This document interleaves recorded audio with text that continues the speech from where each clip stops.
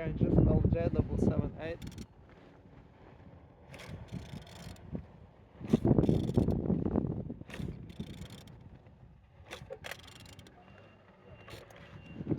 Turning good. The front engines looks good as you can see. Compressor without any damage. Same as well like altimeter.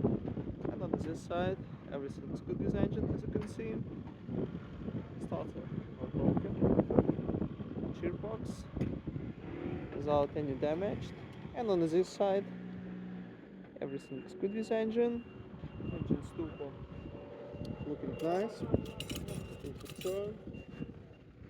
And on the top, plastic slit looking good.